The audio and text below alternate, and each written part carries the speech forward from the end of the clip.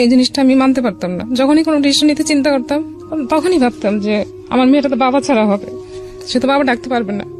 এইটা ফ্যামিলির সন্তানরা আসলে জানে যে না, এটা ওরা করছিল এই জন্য যে আমি যেহেতু ওখানে যেয়ে থাকবো, আর ওরা 4 ভাই ওরা। আমার নাম হচ্ছে মোসাম্মদ পারুল। পারুল, বয়স কত এখন? বয়স 35। 35 বয়স।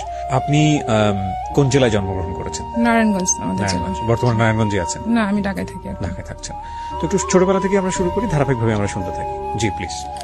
ছোটবেলায় আসলে তেমন কোনো ঘটনা নেই, গ্রামে বড় হয়েছি, সোনারগাঁতে লেখাপড়া করেছি। আচ্ছা, যখন আমি ইন্টার পরীক্ষা দিই তখন আমার বিয়ের কথা হচ্ছিল। আচ্ছা, আপনার ফ্যামিলি সম্পর্কে যদি একটু জানি। আপনার বাবা কি করতেন? আমার বাবা জব করতেন, এখন কিছুই করেন না। ওই সময় কি ধরনের জব করতেন? একটা প্রাইভেট কোম্পানিতে ছোট্ট একটা জব করতেন। কয় ভাই বোন আপনারা? আমার 2 ভাই আর আমি একাই বোন। ওকে, মানে আপনি বড়? না, আমার বড় ভাই। 2 ভাই আপনার বড়? হ্যাঁ, না, এক ভাই আমার বড় আর এক ভাই মানে আপনি মেজো? হ্যাঁ, মেজো। আচ্ছা, ঠিক আছে। ইন্টারমিডিয়েট পড়ার সময়টাতে আপনার বিয়ের কথাবার্তা চলছে? হ্যাঁ, তখন কথাবার্তা চলছে। মিন্স হচ্ছে আমার বড় ভাই তখন ঢাকায় থাকে। আচ্ছা। তো সেই ক্ষেত্রে আমার গ্রামেরই একটা ছেলে, আমার বড় ভাইয়ের ফ্রেন্ড, সেও ঢাকায় থাকে। তো ওনার যেখানে দোকান, মানে ওনার একটা ডিপার্টমেন্টাল স্টোর ছিল এখানে বিজনেস করতেন ঢাকাতে। হ্যাঁ, তো আমার ভাইয়া ওখানে যাওয়া আসা করতো আমার ফ্রেন্ডের দোকানে। তো ওখানে একটা ছেলে থাকতো মেসে। তো সেই ছেলেটা আবার পরিচিত আমার ভাইয়ের ফ্রেন্ডের সাথে। আচ্ছা। ভাইয়া তো মাঝে মাঝে যেত দোকানে। তো সেই ক্ষেত্রে ভাইয়ের ফ্রেন্ড সেই ফ্রেন্ড আমার ব্যাপারে কথা বলছে ওনার সাথে, বিয়ের ব্যাপারে। তো আমি কিছু জানি না তখনও। ইন্টার পরীক্ষা দেওয়ার পর ঢাকায় চলে আসি বেড়াতে। আচ্ছা। মামার বাসায় চলে আসি বেড়াতে। তো হঠাৎ করে একদিন ওই ভাইয়া ফোন দিয়ে আমার ভাইয়াকে বলছে যে ছেলেটাকে তোমাদের বাড়িতে নিয়ে যাবো দেখার জন্য। তখন আমি জানি না সে আমাকে দেখতে আসবে। তো ভাইয়া রাতে বলতেছে চলো দেশে, বাড়িতে। বড় ভাই? হ্যাঁ, আমার বড় ভাই। জি। বাড়িতে চলো, যেতে হবে। তো আমি, আমার 2 মামাতো বোন ছিল ছোট ছোট, ওরা 2জন, ওদেরও পরীক্ষা শেষ। তো বলতেছে চলো যাই বেড়াতে। তো আমরা ওদেরকে নিয়ে গেছি। তো আমি যে বাড়িতে গেছি, আমি একটা মেহমান আসছে, তাকে আপ্যায়ন করতে হবে, কি করতে হবে, সেগুলো আমার কোনো কেয়ার ছিল না। আসছে সেটা আবার আসছে রাত্রে, প্রায় 10টা বেজে গেছে তখন ওরা আসতে আসতে। আমরা আগে পৌঁছেছি, ওনারা পরে আসছে। তো সেই সময় আমি ঘুমাই গেছি অলরেডি, ঢাকা থেকে যে ঘুমাই গেছে। তো ওরা আসছে পরে আমার মা বলতেছে যে খাবার টাবার নিয়ে দাও ওদেরকে। তো খাবার দিলাম ওদেরকে, খাবার টাবার দিয়ে পরে আবার চলে আসছে। তো ওরা ওদিন রাতেই চলে আসছে, থাকেন। তো এই দেখা আমাদের। তখন আপনি জানতেন না যে তখন আমি জানি না যে ভবিষ্যতে কি হতে পারে, বিয়ের ব্যাপারে কথা হবে বা কিছু হচ্ছে। তো ওদিকে আমাদের ফ্যামিলির সাথে কথা হচ্ছিল, ভাইয়ার সাথে আর কি। তো ভাই ওকে এমনি চিনে, দোকানে আসা যাওয়া করতো, এতটুকু চিনে। জাস্ট একটা মেসেজ এরকম ছেলে থাকলে যতটুকু চেনা যায় অতটুকু। তো সে তখন গার্মেন্টসে জব করে, গার্মেন্টসে ঠিক সুপারভাইজার বলে না, তখন সে ওই পোস্টে জব করে ছেলেটা। হ্যাঁ, তো স্যালারিও তেমন ছিল না। যাই হোক, তো ভাইয়া যখন বিয়ের কথাবার্তা চলতেছে, তো ওদের বাড়ি থেকে আমাদের এখানে দেখতে আসবে। তখন আমি ঢাকায়, আমি তখনও বাড়িতে না। তারপর আবার নিয়ে যাওয়া হলো বাড়িতে, যে ওদের বাড়ি থেকে লোকজন আসবে দেখতে। তখন আমি শুনতে পেলাম যে আমার জন্য বিয়ের কথাবার্তা চলছে। তো ওদের বাড়ি থেকে আসলো, ওর বাবা আসলো, ছেলেটার বাবা, ওর বড় ভাই, ওর মামা, 3 জন, আর কি আসছিল আমার ঠিক এখন মনে পড়তেছে না। এই 4 জন বা 5 জন এরকম আসছে। তো অনেক আয়োজন করা হয়েছে আমাদের বাড়িতে, খাওয়া দাওয়ার ব্যাপারটা অনেক অন্যরকম করা হয়েছে। ঢাকা থেকে আমার মামিরা সবাই গেছে, আমিও গেছি। আমার ফ্যামিলির বাড়ি থেকে যারা যারা ছিল আত্মীয় স্বজন মোটামুটি ভালো, মানে আমাদের যারা খুব কাছে তাদেরকে দাওয়াত দেওয়া হয়েছে। একটা বিয়ের অনুষ্ঠানের মতোই হয়েছে তখনও। তো যেদিন আসছে দেখে ওনারা বলতেছে যে বিয়ে কবে দিবেন, কবে বিয়ের দিন তারিখ ঠিক করবেন, ওরকম বলতেছিল ওর মামা। পরে আমার মামা বলতেছে দেখতে আসছেন, আগে দেখে নেন, আমরাও তো দেখবো, তারপর না বিয়ের দিন তারিখ ঠিক হবে। তারপরে কয়েকদিন পরে আবার আমাদের বাড়ি থেকে ওদেরকে দেখতে গেছে ওদের বাড়িতে। তা আমার ফ্যামিলির লোকজন হচ্ছে, আমি হচ্ছিলাম প্রথম বিয়ে আমাদের ফ্যামিলির মধ্যে। তো ওরা দেখতে গেছে যখন, ওনারা যাওয়ার পর যেদিন যাওয়ার কথা ছিল রাতের বেলা, সেদিন যেতে পারেনি। কারণ সেই গাড়িতে যে গাড়ি ভাড়া করছিল সেটা ছিল আমার খালাতো ভাইয়ের গাড়ি। আচ্ছা। কিন্তু সেদিন সে গাড়ি নিয়ে আসছে, গাড়ি নষ্ট হয়ে গেছে। আসার পর গাড়ি নষ্ট হয়ে গেছে, সেদিন রাতে তারা যেতে পারেনি। কারণ আমার ওই ছেলেদের বাড়ি ছিল ঝিনাইদহ, তো রাতে যেতে হবে, সকালে যে পৌঁছাবে সেভাবে প্ল্যান করা ছিল। তো অর্ধেক পথ আসার পর, ঢাকায় আসার পরে গাড়ি নষ্ট হয়ে গেছে, তো আর যেতে পারেনি। ওকে বাদ দিয়ে পরে ওরা রাতে সকালবেলা পরের দিন প্রায় অনেক বেলা হয়ে গেছে, 11টা-12টার দিকে, তখনও ঢাকায়। তারা তখন পৌঁছে যাওয়ার কথা ছিল, যাইতে পারেনি। পরে গাড়িতে বাসে করে গেছে ওনারা সবাই। যাওয়ার পর ওদের বাড়িতে আয়োজন টায়োজন করছে, খাওয়া দাওয়া সবই হয়েছে। আর ওদের বাড়িটা ছিল এরকম যে একটা ছোট্ট ঘর ছিল, তেমন কিছু ছিল না, তো ওদের ব্যবহার দেখে আমার ফ্যামিলি সবাই মোটামুটি রাজি হয়ে গেছে যে না ওরা সহজ সরল আছে, ভালো আছে, আর ছেলে যেহেতু শিক্ষিত আছে তাহলে আমাদের প্রবলেম সমস্যা নেই, হ্যাঁ। আমরা ওদেরকে একটা ব্যবস্থা করে দিব, ওরা চাকরি বাকরি করে করবে, সমস্যা নেই। তো সেই চিন্তা করে ওরা ঝিনাইদের মানুষ, আমরা তো ঢাকায় সবসময় বড় হয়েছে, ঢাকার এলাকার মানুষ, আমরা তো বাইরে কখনো যাইনি, গ্রামে মানে ওই সব সাইডে কখনো যাওয়া হয়নি। তো ওরা ওদের ব্যবহার দেখে মনে হচ্ছে ওরা খুবই সাধারণ মানুষ, খুবই সহজ সরল মানুষ, ওদের মতো মানুষ হয় না। আর ওর একটা বোন ছিল, মানে বোন আছে, ওটা দেখে আবার আমার মামা আমার ভাইয়ের জন্য পছন্দ করে রাখছে, মনে হয় দেখে পছন্দ করে আসছে। তো এটা তখন বলে না, আসার পরে বলছে আর কি। ওইটাই বিশেষ করে চোখে লাগছে বেশি, যে আমরা এখানে আত্মীয় করলে মেয়েটাকে আমরা নিতে পারবো আমাদের বাড়িতে। তো এরকম কথাবার্তা বলে আসছে। আসার পর ওই গ্রামে যখন গেছে, আমার চাচাতো ভাই ছিল একটা, ওনাদের সাথে গেছে দেখতে বিয়েতে। ও চাচাতো ভাই আমাকে পছন্দ করতো, বাট ফ্যামিলিতে বলে নাই কখনো যে আমাকে পছন্দ করে। আমাকে বলছে যদি আমি রাজি থাকি তাহলে সবাইকে সে মানাবে। বলছে না, আমি আপনাকে ভাই জানি, ভাই, অন্য কিছু না। তো সেই ভাই যে ছেলেটাকে দেখতে গেছে ঝিনাইদহতে, সেই ছেলের চাচার একটা দোকান ছিল ওখানে কাছে। তো চাচার দোকানে যখন গেছে, চাচাকে জিজ্ঞেস করছে ছেলে লেখাপড়া কেমন, কতটুকু করছে, কি আসে বিষয়। তো কতটুকু লেখাপড়া করছে আমরা ঠিক জানি না, চাচা বললো এটা। ওকে। তো এটা এসে আবার আমার ভাই, ওই চাচাতো ভাই বলছে, বলার পরে আমার ফ্যামিলি থেকে কি ওটা মানে নেই যে এটা মিথ্যা কথা হইতে পারে, বা মানে এই চাচাতো ভাই আবার আপনাকে পছন্দ করতো না? হ্যাঁ, ওনার সঙ্গে বিয়ে শাদীর কথাবার্তা ছিল না, সেই কারণে সে আমাকে পছন্দ করতো, সেই কারণে ওকে সন্দেহ করেছে, মিথ্যা কথা ওকে সন্দেহ করছে। এটাই আমার সবাই করছে যে এটা হয়তো মিথ্যা কথা হইতে পারে, সে হয়তো চায় না সেজন্য বলছে। আর খালাতো ভাইকে তো বলছেই যে সেও চায়, সেজন্য সে নষ্ট গাড়ি নিয়ে আসছে, সে চায় না সেখানে যাক, এগুলো বলা হয়েছে। তো এটা নিয়ে ওই চাচাতো ভাই যে বলছে, এটা নিয়ে আমার চাচির মধ্যে, মানে ওই চাচি না, পাড়াপড়শি আরেক চাচির সাথে আমার মার একরকম ঝগড়াই হয়ে গেছে যে সে কেন মিথ্যা কথা বললো এসে। তো দেখা কিন্তু একবারই হয়েছে, একবারই ওদের বাড়িতে গেছে, আর কিন্তু দ্বিতীয়বার যায়নি কখনো দেখা করতে। যেহেতু ছেলে দেখছে এখানে, খুবই ভদ্র, খুবই ভালো, তো ছেলেই চাই, দেখতেও সুন্দর, কোনো প্রবলেম নাই। আমার মা তো অনেক পছন্দ করছে ছেলেকে, এই ছেলের কাছে বিয়ে দিবে। তো কথা ভাবে চলতেছে, মাঝখানে কিছু স্টপ ছিল, কি কারণে আমি জানি না। তো আমি তখন তো গ্রামে চলে গেছি অলরেডি, আর তখন মোবাইল তো অ্যাভেলেবেল ছিল না। তো আমার ভাইয়ের কাছে মোবাইল ছিল, ভাইয়া ঢাকা থাকতো। আর আমাদের বাজারে একটা দোকান ছিল মোবাইলের কথা বলার জন্য। ওখানে বলাছে যে যখনই যে আসবে ফ্যামিলি থেকে কথা বলতে বা ফোন করলে ডেকে দিবে, আর বিল যা হবে লিখে রাখবে, ভাইয়া ওটা যখনই বাড়ি যাবে তখন দিয়ে দিবে। তো আমি ওখানে ভাইয়া ফোন দিছে, খবর পাঠাইছে যে তোমার ভাই ফোন দিছে, আমি কথা বলতে গেছি।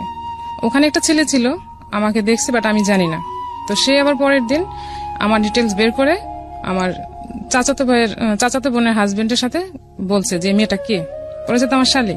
ও আবার ভাইয়াটা আবার আমাদের এলাকায়, আমার চাচাতো বোনের এলাকায় বিয়ে হয়েছে। পরে বলতেছে মেয়েটা আমার পছন্দ হয়েছে খুব। তো আমরা জানি না, যেহেতু এখানে কথা চলতেছে অলরেডি।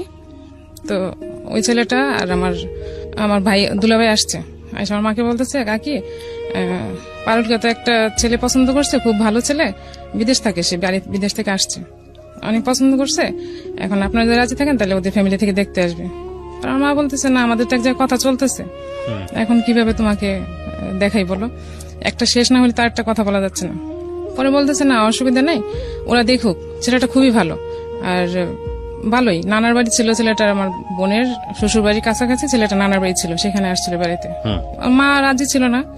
তারপরে পরের দিন দুলাভাই বলতেছে যে যেহেতু আমি এই বাড়ির জামাই, তো আমাকে সে অনেক রিকোয়েস্ট করে বলতেছে আপনারা বিয়ে দেন আর না দেন, আমি একটু নিয়ে আসি, ওরা দেখে যাক, কথা বলে যাক, তারপরে তো বলতে পারবো যে না আমি দেখাইছি।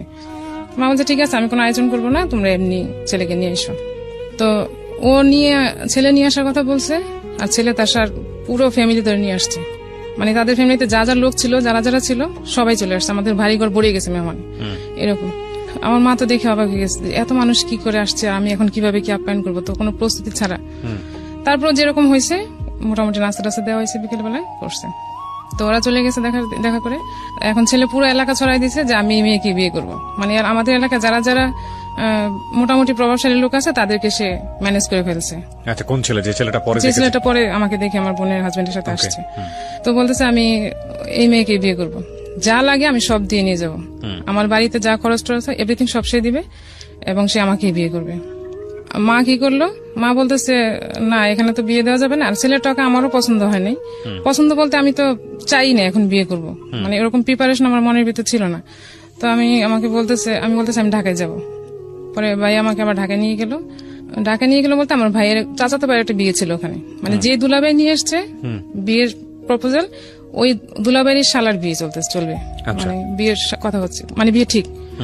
তো ওই বিয়েতে আমরা অ্যাটেন্ড করবো, বৌভাত হবে, বিয়ে হবে। তো বিয়েতে আমরা ছিলাম সবাই, আমিও ছিলাম, আমার ভাইয়ারা ছিল, আমার ফ্যামিলির সবাই ছিল।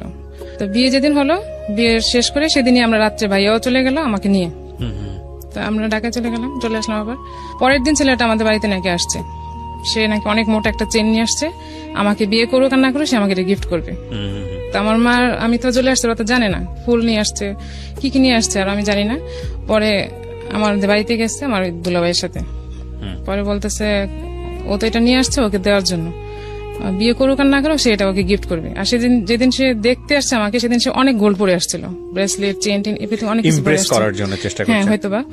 তো সে পরে আসছে, তা চেনটা নিয়ে আসছে, সে আমাকে দিবে। তো আমি তো ছিলাম না, মা বলছে না ও তো চেন নিবেও না, আর ও তো নাই এখানে, ও তোর সাথে দেখা হবে কিভাবে। তো ছেলেটা চলে গেছে, আমার সাথে আর দেখা হয়নি, আর কোনো কথা হয়নি। তো আমার মার ইচ্ছে ছিল যে যেটা দেখছে সেখানে বিয়ে হবে, আর যে ছেলেটা পরে আসছে সেই ছেলেটার যে গ্রামের বাড়ি, ওইটা আবার আমার নানার বাড়ির কাছাকাছি। তো ওই এলাকাটা আমাদের পছন্দ না, আমাদের ফ্যামিলি কারোরই পছন্দ না যে ওই এলাকাতে বিয়ে দিব, সারা জীবন খেটে খেটে মরবে এরকম। যাই হোক, এটা গেল। তারপর আমি তো ঢাকায় চলে আসলাম। চলে আসার পর এদিকে বিয়ের কথাবার্তা টোটালি কমপ্লিট, এদিক দিয়ে জিনাইদার যে ছেলেটা, তার সাথে বিয়ের কথাবার্তা কমপ্লিট হয়ে গেছে। তো আমি এর মধ্যে একদিন বলছিলাম ভাইয়াকে যে আমি গার্মেন্টসের ছেলে বিয়ে করবো না, যারা গার্মেন্টসে জব করে আমি এই ছেলে বিয়ে করবো না। তো ভাইয়া আমার সাথে কথা বলেনি সেদিন থেকে আর, যে কেন আমি কথা বললাম।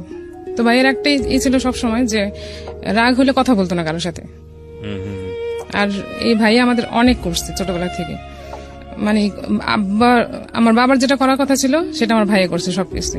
তো আমিও চাইতাম যে আমার ফ্যামিলির পছন্দে বিয়ে করব, বাট আমি এমন কিছু করব না যেটা আমার ফ্যামিলির উপর কোনো প্রশ্ন আসে, যে খারাপ প্রেম করব, আমার ভাইকে সবাই বলবো দৌড়বো মেরে বোন এরকম, কিংবা ও অবাধ্য হয়ে গেছে, এরকম কিছু আমি কখনো করবো না। যে প্রেস্টিজ ইস্যু হবে এরকম আমি কিছু কখনো করবো না। আর আমি চলছে সবসময় এরকম ভাবে, মানে বড় ভাই ছিল তো সবসময় একটা ভয় ভিতরে কাজ করতো যে আমি একটা খারাপ ভাবে চললে আমার ভাইয়া তো সাপোর্ট এখানে সবকিছুর ঊর্ধ্বে, তো কানে যাবে, আর আমাকে তো কিছু না বললে, ওই যে না বলা, কথা না বলা, যে এটা আমার কাছে অনেক বড় একটা পেন, যে আমার কাছের লোকই আমার সাথে কথা বলবে না, এটা তো কথা বলে নাই। সেদিন অনেকটা রাগ হয়ে আছে যে আমি কেন এই কথা বললাম। তো আমার মামি বললো যে গার্মেন্টসে ছেলে আসলে তো ভালো হয় না, এটা তুমি, আমার ছোট মামি বললো যে এরকম ভালো হয় না।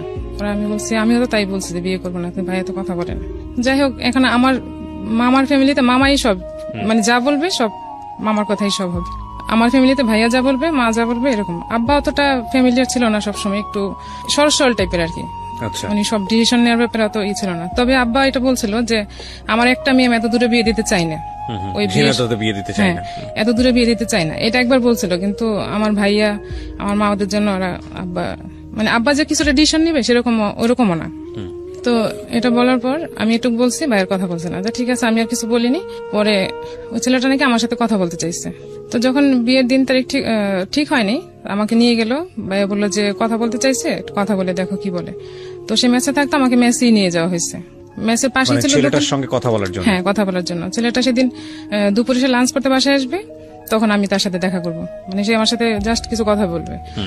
তো আমাকে সে প্রশ্ন করলো, বলল যে আমাদের বাড়িতে ওই জায়গায় জিনাইদা আমাদের এরকম জায়গা জমি আছে, তারপর করতে হবে, হাল চাষ করে গরু পালে, এগুলা সবকিছু করতে হবে।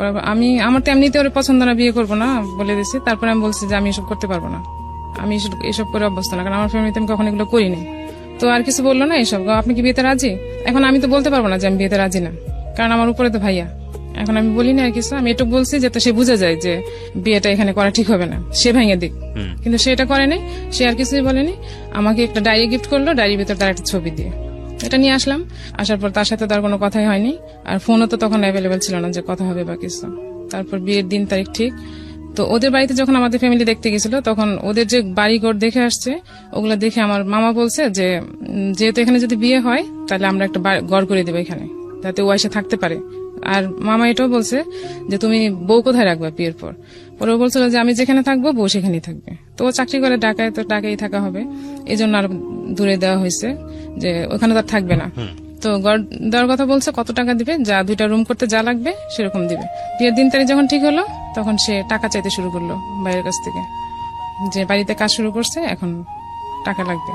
টাকা যাচ্ছে, বাড়িতে ঘরের কাজ শুরু করছে, ঘরের কাজ শেষ করে আমাকে উঠে নিয়ে যাবে। আর তখন কথা ছিল যে আমাকে গোল্ড ওরা কতটুকু দিবে, কি দিবে সেগুলো, কানের গলার কি কি দেওয়ার কথা ছিল, তো এগুলো দিবে ওরা, আর আমাদের থেকে ঘর উঠে দিবে ওকে। তো এর মধ্যে ওর বোনের একটা প্রবলেম হয়েছে, সেটা নাকি তার ওখানে কয়েকটা ছেলে তাকে ডিস্টার্ব করতেছে খুব, তো তাকে ওখানে রাখা সেভ হচ্ছে না। আমাদের তো বিয়ের দিন তারিখ ঠিক হয়ে গেছে, এটা আমার ভাইয়ের সাথে যখন শেয়ার করছে তখন ভাইয়া বলছে ঠিক আছে তাহলে আমাদের এখানে পাঠাই দাও, এখানে এসে থাকো। তো এসে নিয়ে আসছে, সে এসে ঢাকায় ছিল, মানে বিয়ের আগে এত কিছু? বিয়ের আগে সে তাকে পাঠাই দিছে। সে আমার মামার বাসায় ছিল কতদিন, তারপর আমাদের বাড়িতে। ওকে। তো ওর আচার আচরণ এই বোনটাকেই তো আপনার আত্মীয়ের আরেকজন বিয়ে করার কথা? হ্যাঁ। ওকে। তো ও কথা না, মানে ওইভাবে তখন কথা প্রপোজ করা হয় না, মানে মেন্টাল থিংকিং সেই সময়, মেন্টাল থিংকিং আর কি। যখন তো মেয়েটা জানে যে আমার ভাইয়ের জন্য তাকে পছন্দ করা হয়েছে, আমাদের বাসায় যখন আসছে তখন মামিরা দুষ্টামি করে এরকম বলছিল যে তোমাকে তো ওর ভাইয়ের জন্য পছন্দ করে আসছে, এরকম হাসাহাসি করে, আমরা জাস্ট বান্ধবীর মতো ছিলাম মামিদের সাথে, এরকম বলছে। তো ও তো মনে মনে ভাইয়াকে এমনি পছন্দ করে বসে আসছে। তো যখন এখানে চলে আসছে তখন তো সে আরো সিরিয়াস। তো আমার ভাইয়া ছিল একটু রিজার্ভ টাইপের, খুব রিজার্ভ টাইপের বলতে কি মানে ইচ্ছা করে যে কোনো মেয়ের সাথে একবার পড়ে যাবে এরকম না, ওকে ভাইয়া ওকে বোনের মতো দেখে। ওকে। হ্যাঁ। তো আমাদের বাড়িতে যখন আসছে তখন সে বিহেভ গুলো এরকম যে ও প্লেটে খাবে, খাওয়ার পর প্লেটটাও সরাবে না। ইভেন মানে এরকম না যে আমরা কোথাও গেলে তো একটু কার্টিসি করি, যে আমরা অন্তত এতদিন ধরে এখানে আসছি, আমার তো একটু দায়িত্ব থাকে যে আমি কি করবো না করবো, কিন্তু সে এরকম ছিল না, সে একটু উগ্র টাইপের চলাফেরা এরকম ছিল। দেখে আমার কাছে ভালো লাগেনি। সে ছিল অনেকদিন, প্রায় 20-25 দিন হবে ছিল, তারপর ওকে পাঠাই দেওয়া হয়েছে বাড়িতে, চলে গেছে। তো ওর ভাই টাকা চাচ্ছে ঘর উঠানোর জন্য, তো এদিকে দিয়ে বিয়ের দিনও চলে আসছে। তো বাড়ির কাজ মোটামুটি হয়েছে, মোটামুটি বলতে শুধু ইট দিয়ে রাখছে, কোন রকম জানলাও তৈরি করা হয়নি, সেগুলো তো আমরা জানি না, আর কেউ যায় না ওদের এখানে দেখতে। মানে তখন পর্যন্ত আপনাদের বিয়ের কোনো ধরনের কোনো ফর্মালিটিস হয়নি? না, বিয়ের মৌখিক কথাবার্তা, মৌখিক মানে দিন তারিখ পাকা হয়ে গেছে। এগুলো তো এক ধরনের যৌতুক। হ্যাঁ, এখন এটা তো আমরা ফ্যামিলিতে ভাবছি যে আমাদের দিতেই হবে, বলে আসছে, আমরা নিজেরাই বলে আসছে, আমাদের তো নিজেরাই দিতে হবে। তো দিতেই হবে বলে আসছে, বিষয়টা আসলে প্রয়োজন ছিল কিনা? প্রথম কথা হচ্ছে যে আমাদের বিয়ের যে সংস্কৃতি সেখানে কিন্তু বিষয়গুলো এভাবেই হয়। একটা সময় বলা গ্রাম অঞ্চলে প্রচলিত ছিল ডিমান্ড, ছেলের ডিমান্ড কি? হ্যাঁ, চাইতো, মানে একদম নির্লজ্জের মতো, বেহায়ের মতো চাওয়া, হ্যাঁ এই দিতে হবে, হ্যাঁ এই দিতে হবে, সে দিতে হবে, এবং এটা মনে করতো যে এটা খুব মানে একটা রাইট ব্যাপার। কিন্তু সেটা অনেক ধরনের সামাজিক সচেতনতার জায়গা থেকে এখন আর ওরকম হয় না। এখন দেখা যায় যে মেয়ের বাড়ি থেকেই মোটামুটি একটা প্রস্তাব পড়ে যে আমরা এটা দিয়ে দিব, ওটা দিয়ে দিব, চাওয়ার আগে। এগুলো কিন্তু এক ধরনের যৌতুক, অবশ্যই যৌতুক, কিন্তু এটা করা উচিত না। এটা ওরা করছিল এই জন্য যে আমি যেহেতু ওখানে যে থাকবো, আর ওরা 4 ভাই ওরা না, সেটা বিয়ের পরবর্তী সময় যদি আপনার ভাই খুশি হয়ে যদি একটা নিজে থেকে স্টেপ নেয় সেটা অন্য জিনিস, তারপরও এই ধরনের কথাবার্তা বলা ঠিক হয়নি। কিন্তু ওরা তো চিন্তা করছে ওইভাবে না, ওরা চিন্তা করছে, বিশেষ করে আমার মামা করছে যে ঘর তুলে দিলে হবে কি সেখানে এসে একটু রিল্যাক্স যখন থাকবে তখন থাকতে পারবে। যাই হোক, আগে থেকে এরকম বলে একটা হোপ তৈরি করেছে, এখন তৈরি করছে। আর ওই ছেলেটাও বুঝতো যে আমাদের ফ্যামিলিতে যদি টাকা চাওয়া হয় বা কিছু চাওয়া হয় তাহলে সেখানে বিয়ে হবে না, আর তার ধারণা ছিল যে আমাকে বিয়ে করলে সে অনেক কিছু পাবে, যেহেতু আমি একাই মেয়ে আর ঢাকার মেয়ে। ঠিক আছে, আমরা ধারাবাহিকভাবে শুনতে থাকি। তারপর কি হলো? এরকম চিন্তা ভাবনা, পয়সা করে আপনারা দিয়ে দিলেন না আগে? না, ও ভাইয়া আসলে একবারে যদি না দেওয়া লাগে, আমাকে যদি আস্তে আস্তে দিয়ে যেতে হয় তাহলে তো আমার জন্যই ভালো। তো ভাইয়াও কিছু মনে করে না, টাকা রাখ দিছে, কিন্তু আমার কাছে এটা পছন্দ হয়নি তখন, যে সে বিয়ের আগে টাকা যাচ্ছে, টাকা নিয়ে ঘর তুলবে, এরকম তো ঠিক না। তো বিয়ের দিন চলে আসছে, তারিখ চলে আসছে বিয়ের কাছাকাছি, এখন বিয়ে শপিং করতে হবে। বিয়ের শপিং এর জন্য ভাইয়ের কাছে টাকা নিচ্ছে, ওই ঘরের টাকা দিয়ে সে শপিং করছে। বিয়ের দিন বলতে কি আমাদের বিয়ের কাবিন করে রাখা হবে, আর সে পরে উঠায় নিয়ে আসবে, মানে ঘরের কাজটা পুরোপুরি কমপ্লিট হলে তখন সে উঠে নিয়ে আসবে। তো কাবিন করতে আসছে, সেখানে আমাকে শুধু দেওয়া হয়েছিল একটা নাকফুল, আর নাকফুল দেওয়া হয়েছে, হ্যাঁ নাকফুল আর একটা আংটি দেওয়া হয়েছিল। আপনাকে ওয়ার্ড কি দিয়েছিল, কি কি দিবে আপনাকে? ওকে দেওয়া হয়েছে, ওদের সাথে আমার ফ্যামিলির সাথে কথা হয়েছিল যে সে গলার আর হাতের কি কি যেন দিবে, আমার সঠিক মনে নেই এখন কি কি দেওয়ার কথা। এরকম কোন ওয়াদা কি ছিল যে আপনাকে এত ভরি গোল্ড দিতে হবে? ওরকম ছিল। এগুলো বিয়ের ক্ষেত্রে ঠিক না, এগুলো মানে আমরা আমাদের সামাজিক রীতিতে এই জিনিসগুলো করে থাকি। বিশেষ করে এখন যে জিনিসটা খুব বেশি প্র্যাকটিস হয় সেটা হচ্ছে দেনমোহরের জায়গাটাতে। যদিও এটা নিয়ে অনেক ধরনের কথা আছে, তবে এটা এমন পর্যায়ে চলে গেছে যে এটা এক ধরনের বলা যেতে পারে শো অফের জায়গাটাও চলে গেছে, যে কত বেশি দেনমোহর ধরা যায়। যদিও এটা অনেক ক্ষেত্রে অনেকে মনে করেন লজিক, কারণটা হচ্ছে একটা মেয়ের যদি একটা আর্থিক নিশ্চয়তার জায়গাটা এটা, কিন্তু একটা ছেলের সামর্থ্যের জায়গাটাও তো অনেক বেশি চিন্তা করার প্রয়োজন। যাই হোক, সেগুলো আসলে অন্য ধরনের ডিবেট। তারপরে কি হলো? তারপর যখন সে না, এটা তখন ওরা বলছে যে তুমি কি দিতে পারবা, এরকম বলেন, তোমাকে এত দিতেই হবে, এরকম করে আমার ফ্যামিলি বলে। তো সে বলছে আমি এতটুক দিব, তো এতটুক দিবে, কথা হয়েছে। এখন বিয়ের কাবিনের দিন সে দিবে না, এটা উঠায় যখন নিয়ে যাবে তখন দিবে। তো কাবিনের দিন আসছে ওর ফ্যামিলি থেকে যারা যারা আসার, আমার বাড়িতে পুরো একটা বিয়ের আয়োজন হয়েছে যেদিন কাবিন হবে সেদিন। আর সে যে সব শাড়ি কাপড় আমাকে দিয়েছে বিয়ের দিন, সেগুলো আমার কোনোটাই হয়নি, কারণ আমি আমার হাইট অনুযায়ী আমার সবকিছু অনুযায়ী আমার কোনোটাই ঠিক মতো হয়নি। সে সব এমন সব মার্কেটিং করছে যেগুলো নাকি শুধু বিয়ের শাড়িটা আমি কোন রকম পরতে পারছি, কোন রকম, মানে শাড়িটার দেখা যাচ্ছে বহরটা কম ছিল, জুতা যেটা নিয়ে আসছে আমার পায়ে লাগেনি, তারপরে এভরিথিং কোনো কিছু আমার ঠিক মতো হয়নি, কারণ ওর শপিংটা ও একা করছে। হ্যাঁ, আর ছেলে মানুষ শপিং করলে যা হয়। তারপর বিয়ে হলো, বিয়ে হওয়ার দিন বলা হয়েছিল যে সে থাকবে, ওনারা মানে আসবেন আমাদের বাড়িতে, বিয়ে যেতদিন আমাকে উঠায় নিয়ে না যাবে। তো গ্রামের বিয়ে, তো বিয়ে হওয়ার পরে তারা বলতেছে থাক, সবাই যেহেতু বিয়ে যেহেতু হয়ে গেছে ছেলে থাক। তারপর সেদিন বিয়ের দিন তো সে রয়ে গেল, থাকার পর সেদিন খুব বৃষ্টি হয়েছে খুব রাতে, আর গরমও ছিল খুব, এপ্রিলে ছিল তো অনেক গরম ছিল, তো বিদ্যুৎ ছিল না। আর আমাদের বাড়িতে যে ঘর ছিল সেখানে আমাদের তো অনেক মেহমান আসছে, সবাই ছিল, তো আমাদের বাড়িতে থাকার কোনো ব্যবস্থা রাতে ছিল না। তো আমার চাচার বাড়ি আছে আরেকটা, আমরা সেখানে ছিলাম। তো আমার খুব ভয় লাগতেছিল যে একটা ঘরে এরকম অজানা একটা লোকের সাথে কিভাবে থাকবো, কিভাবে একদমই অজানা। তো আমার খুবই ভয় লাগতেছিল। আমার প্রত্যেকটা মানুষের একটা ড্রিম থাকে না, আমরা কিন্তু একটা মানে ম্যাচিউর বলি বা একটা ইম্যাচিউর বয়সে সবার একটা স্বপ্ন থাকে না, বিয়ের স্টার্টিং সময়টা, যে মানুষটা আমার জীবনে আসবে সেই মানুষটাকে নিয়ে খুব সুন্দর একটা চিন্তা করা, এরকম একটা স্বপ্ন কিন্তু প্রত্যেকটা মানুষ, আমি যদি জানি মেয়েদের মনে একেবারে টিনেজ বয়স থেকে শুরু হয় থাকে। হ্যাঁ, আমার ছিল, হয়তো অতটা থাকে না। আমার ছিল এরকম যে আমি এটা কখনোই চিন্তা করিনি আর মানতেও পারিনি যে বিয়ের প্রথম রাত আমি আমার বাবার বাড়িতে থাকবো। এটা খুবই আমার কাছে একটা কেমন জানি মনে হয়েছে। মানে এই কথাটা যারা ভিডিওতে দেখছেন বা রেডিওতে অনুষ্ঠানটা শুনছেন তাদেরকে এই কারণেই বলছি, যারা ভবিষ্যতে বিয়ে শাদী করবেন, অন্তত মানে একটা মেয়েকে এই কথাটা জিজ্ঞেস করাটা খুব প্রয়োজন, যদি বিয়ের আগে এটা সম্ভব হয় কারোর পক্ষে, যে what is your dream actually. মানে যেই মানে বিয়ের প্রথম রাত, এটা খুব গুরুত্বপূর্ণ, একটা মানুষের সঙ্গে জীবন শুরু করার প্রথম মুহূর্ত। এটা আসলে বিশেষ করে মেয়েদের একটা অনেক সুন্দর স্বপ্ন থাকে, অ্যাটলিস্ট তাদের ওই স্বপ্নটুকু পূরণ করা যায় কিনা ছেলেদের সাইড থেকে, এইটুকুর চেষ্টাটা করা। বাট লাকিলি আর আনলাকিলি আমাদের জীবনটা আসলে সবকিছু সবসময় কিন্তু পরিকল্পনা মাফিক আসে না, এবং খুব ইভেন্চুয়ালি হঠাৎ করে চলে আসে, যেটা আমাদের চিন্তার সাথে কোনো রকমের মিলই থাকে না। অনেক সময় তো আমরা ওই ব্যাপারটা নিয়ে ডিসঅ্যাপয়েন্ট হই। আর এই রাতটা নিয়ে আমরা কথা বলতে চাচ্ছি এই কারণে যে this is a very special night, এবং এটা জীবনে একবারই আসে। তো সেই জায়গাটা থেকে এটার যেই ড্রিম প্ল্যানটা থাকে সেটা আসলে পূরণ করা উচিত এবং চেষ্টা করা উচিত অন্তত। জি, আপনি যেটা বলছিলেন। তারপর তো বিদ্যুৎ ছিল না, তো অন্ধকার, সব বাড়িঘর তো সবই অন্ধকার, তো শুধু ক্যান্ডেল জ্বালানো হয়েছিল। তো আমার ভাবিরা বলতেছিল যে যাও, কিছু হবে না, ভয়ের কোনো কারণ নেই, এরকম বলতেছিল। কিন্তু আমি আমার ভিতর থেকে মানতে পারতেছিলাম যে আমার ভয় লাগতেছিল যে আমি কি করব, কি হবে, মানে এরকম একটা ভয় কাজ করতেছিল, মানে খুবই আমি ভিতর থেকে কাঁপতেছিলাম এরকম।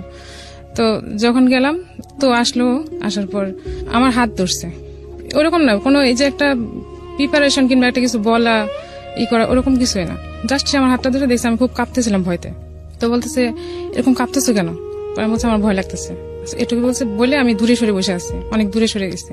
সরে যাওয়ার পর সে শুয়ে পড়ছে, শুয়ে পড়ার পর আমাকে বলতেছে বাতাস দাও পাখা দিয়ে, মানে অনেক গরম লাগতেছিল তখন। আপনাকে কমেন্ট করছে? হ্যাঁ, আমাকে বলতেছে বাতাস দাও, গরম লাগতেছে আমার খুব। তো আমি কি বোকা ছিলাম, আমি এটা বলতে পারিনি যে আমি পারবো না পাখি, আমিও ঠিক বাতাস করতেছি। ভালো কাজ, ঠিক আছে। হ্যাঁ, আমি করে যাচ্ছি বাতাস, যে আমি অচেনা মানুষ, তার সাথে আমার মোটে কথাই হয়নি, কিছুই না, তাকে কেন আমি বাতাস করবো বা কিছু, এরকম কোনো কমেন্টস আমার ছিল না।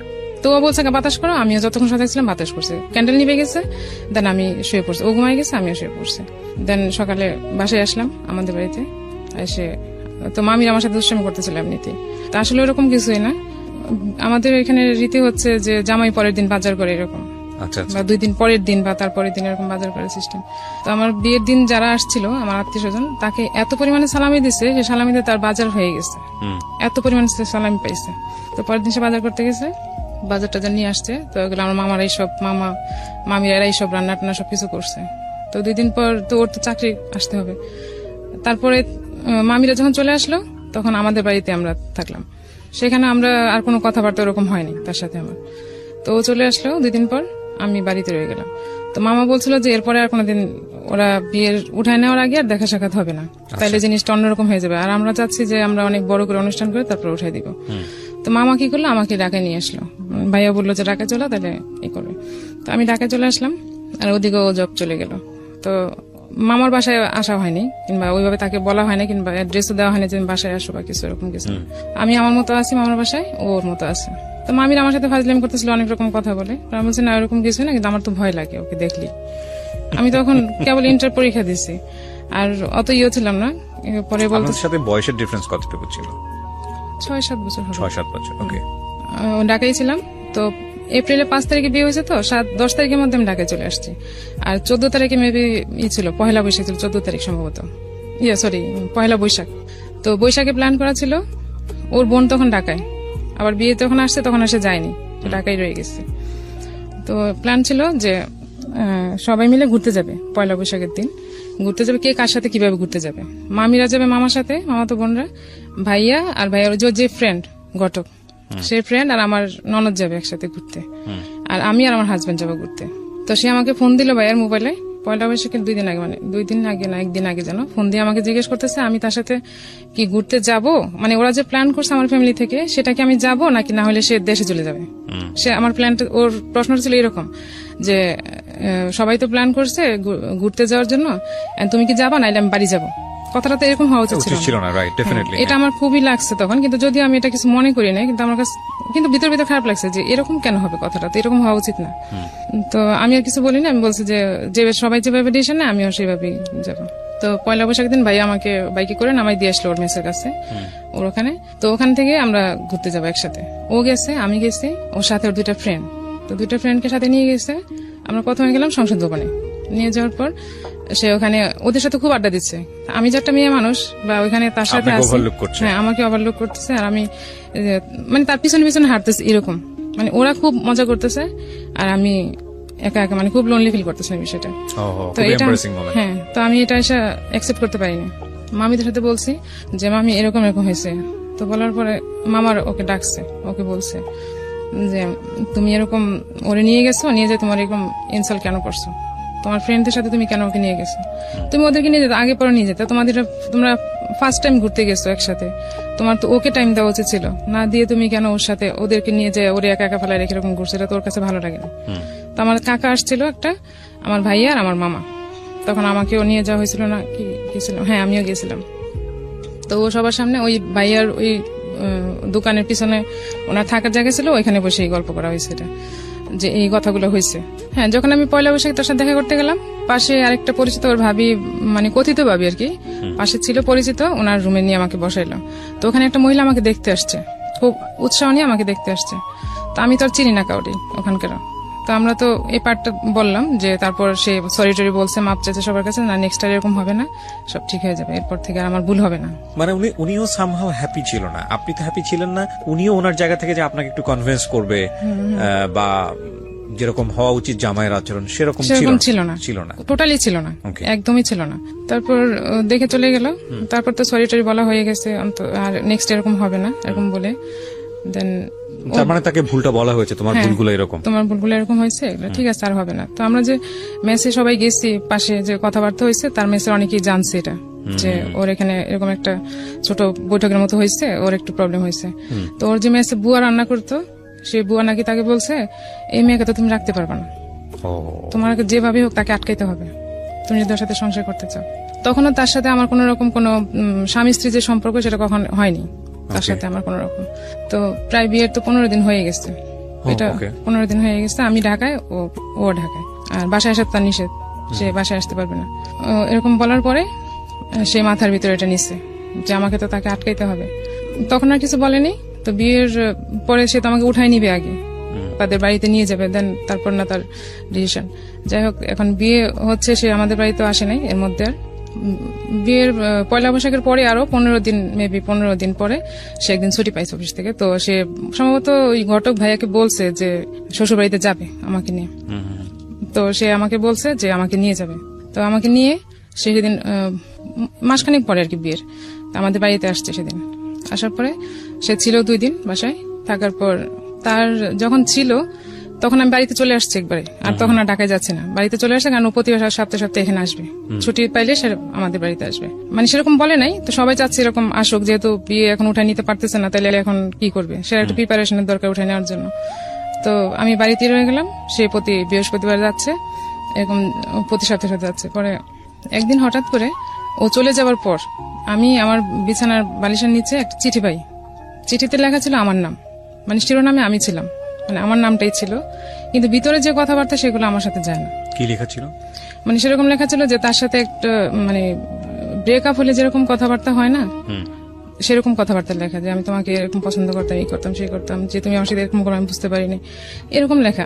আর যখন আমি চিঠিটা ও যাওয়ার পর বিছানা গুছাইতে গেছে, তখন যখন দেখলাম, তখন আমি এটা বুঝতে পারলাম না যেটা কাকে লেখা। লেখা তো আমার নাম, কিন্তু তার সাথে আমার রিলেশন তো এরকম না।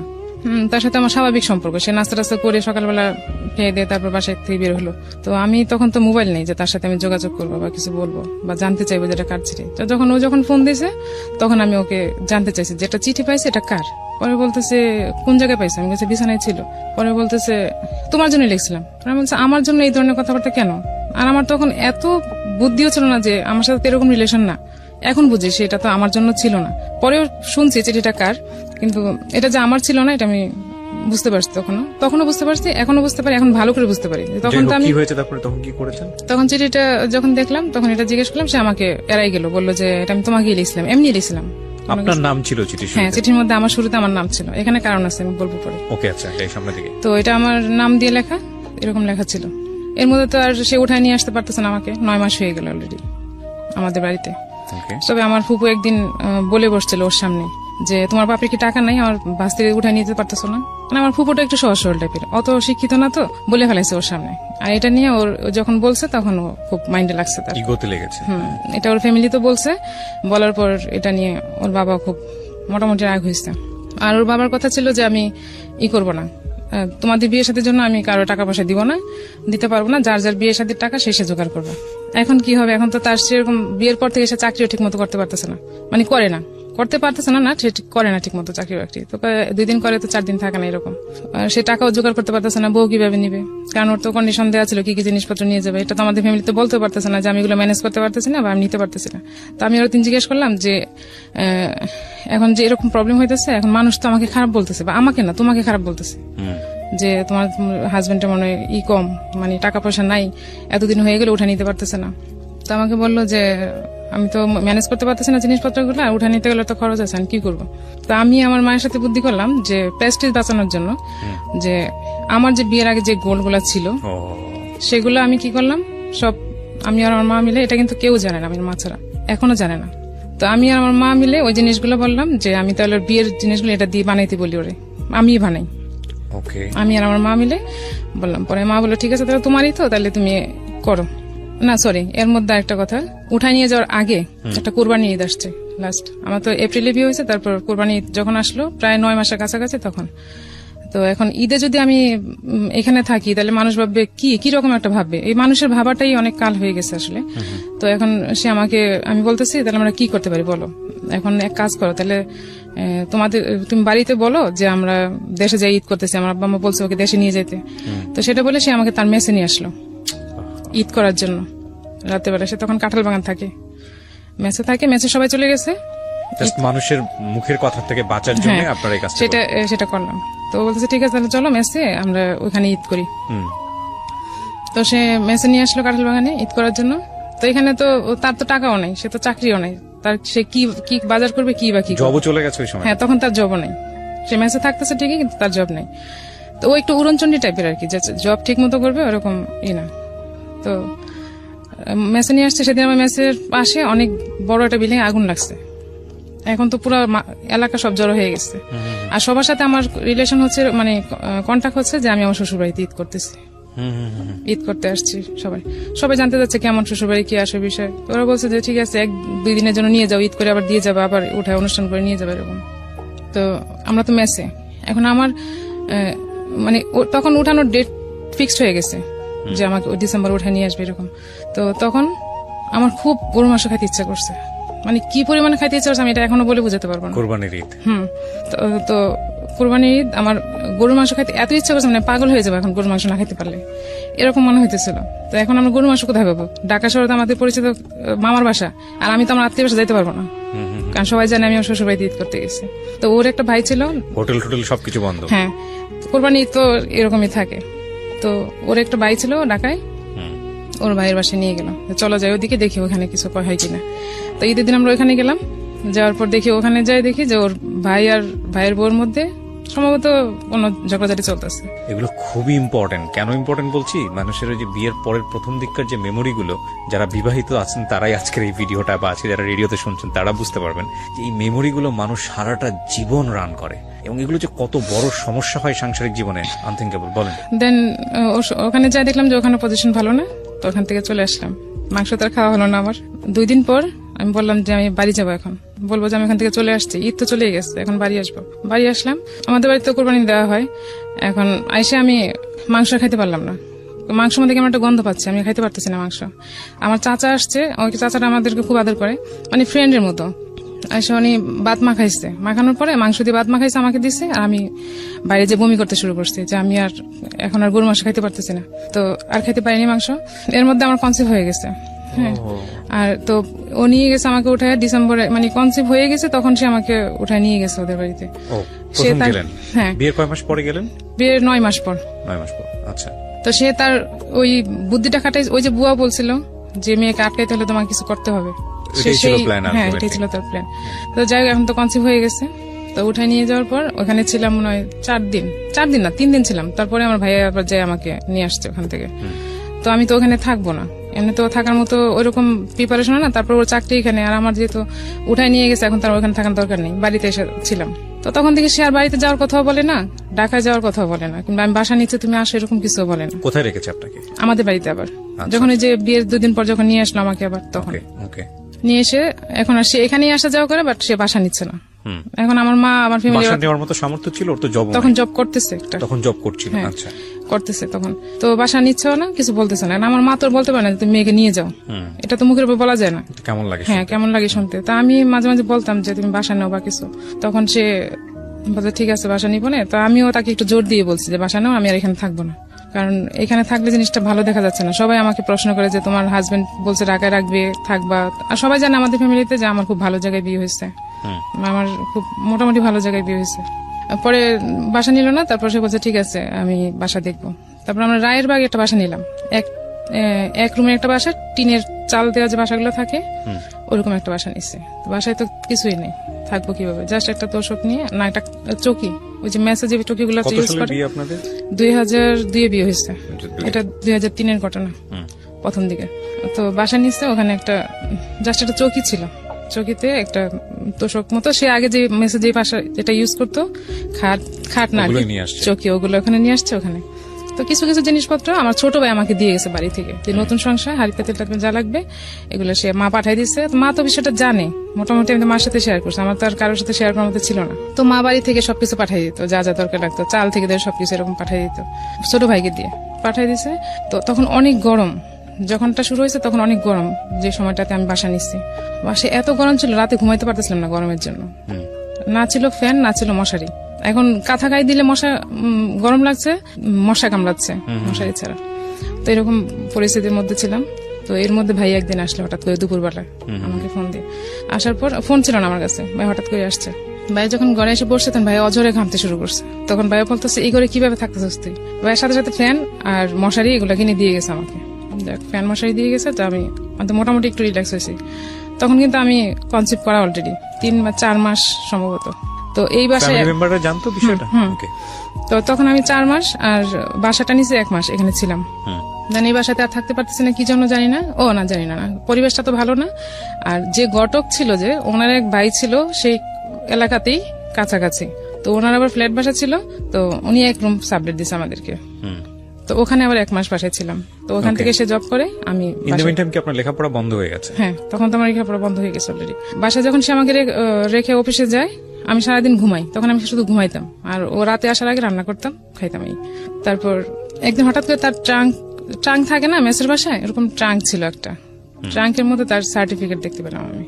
আর তার মধ্যে আবার তার বোন যখন আমাদের বাসায় ছিল, তখন আমি ওকে বলছিলাম একদিন, ওই যে আমার ভাই বলছিল যে ও লেখাপড়া কতটুকু জানে না, তখন আমি আমার ভিতরে হলো যে একটা লোক লেখাপড়া কতটুকু করে এলাকার লোক জানার কথা, এলাকার লোক না যে তার চাচা, আইডিয়া তো থাকবে। তখন ওর বোনকে জিজ্ঞেস করেছিলাম তোর ভাই লেখাপড়া কতটুকু করছিল, তো বলছে ভাইয়া তুমি ম্যাট্রিক পাস করছে এখান থেকে, আর ঢাকায় যে লেখাপড়া করছে কিনা আমি জানি না। তাহলে জিনিসটা তো পুরোই ডাউট মনে হচ্ছে। তো আমি তার সার্টিফিকেট যেগুলো দেখলাম, তার ওটুক সার্টিফিকেটই দেখছি, এসএসসি, আর বাকিগুলো দেখছি শুধু ফটোকপি।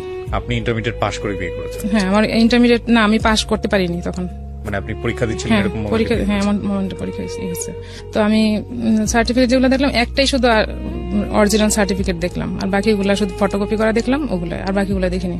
তাই আমি একদিন জিজ্ঞেস করলাম যে তোমার সার্টিফিকেট একটা, বাকিগুলা কোথায়? পরে বলতেছে আছে। আমি বলতে তুমি আমার সাথে মিথ্যা কথা বলছো, তোমার সার্টিফিকেট নাই। সেই জিনিসটাকে হাসি উড়াই দিল।